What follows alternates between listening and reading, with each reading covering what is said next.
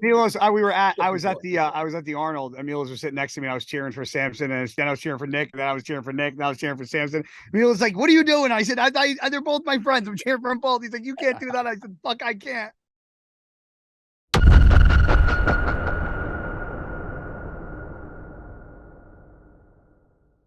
You can't do that. I say, make up your mind.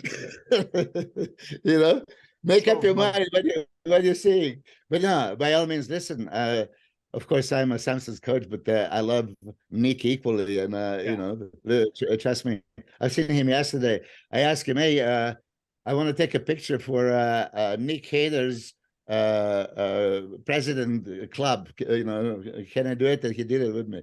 So I posted. He's a cool sport. But listen, I mean, of course. So now I didn't listen to your podcast with him after the show. You think Nick should have won? It's hard.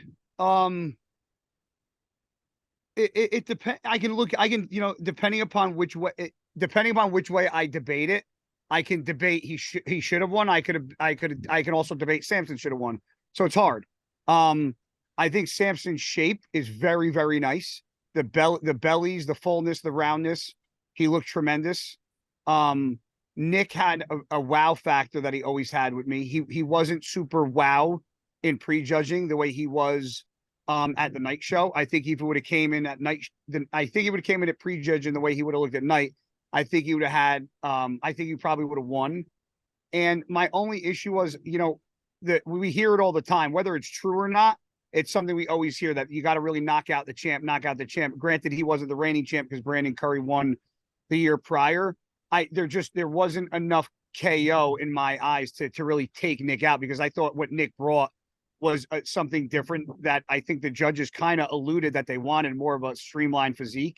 And then he kind of got docked for it. So it was a little confusing. But Samson, that was the best Samson I think I've ever seen. So to say Samson couldn't have won that show is also stupid, because he easily could have won it, and he did. So like when it's two friends that I'm friends with, I can debate it both ways. Yeah. It doesn't matter to me. I mean, you're in a tough position. Yeah, you're in a tough position. That's why I'm asking you who. Yeah. I mean, if Flex and Kevin and Ronnie and whoever else, Chris Cormier, were here in front of me, and then now we debate who is better, right? When I tell Flex in front of Flex that Chris Cormier should beat him 99 Olympia, he didn't like it.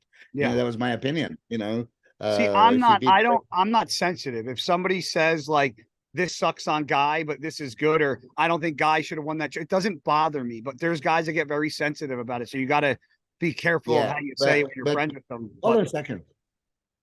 Let's discuss that one thing that you mentioned. You have to knock out the champ to win.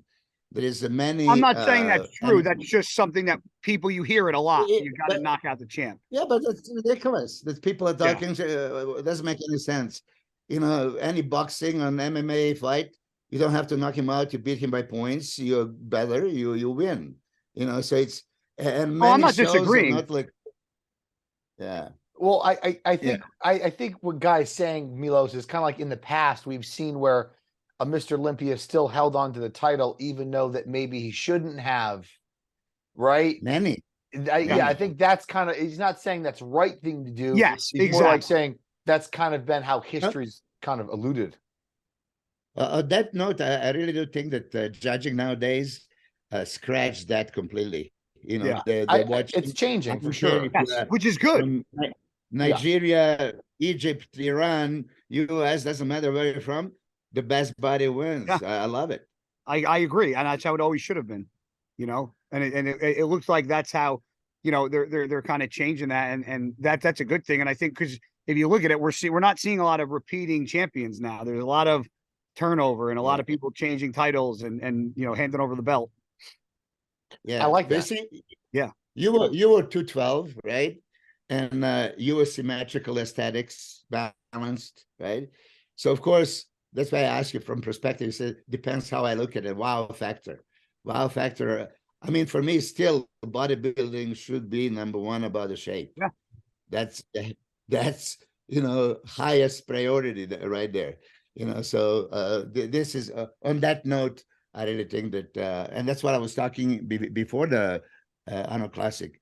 I mean, when I was on Jay Cutler's podcast, and when I was saying this, for me, Samson and Andrew, right? And Jay was, Nick is fucking winning it, and then like, what? There's no choice.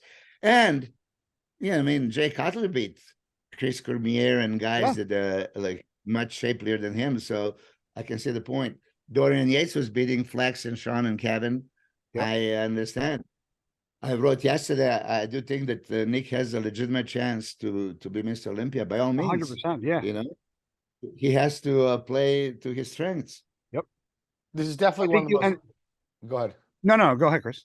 This is definitely one of the most interesting group of guys we've had in quite a while, considering how many people could easily play musical chairs, right?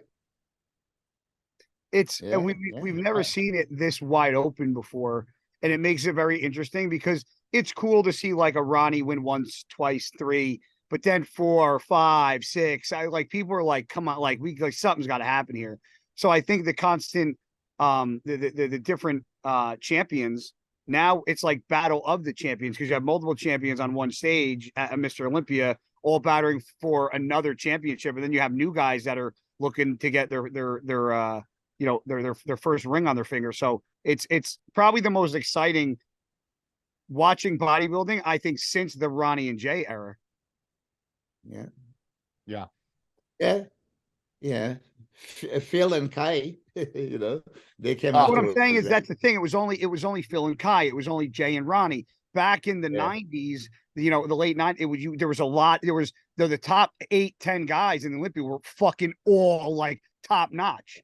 That kind of fell off, in the past years. And now that's starting to come back. Like a lot of these guys in the top 10 are fucking good.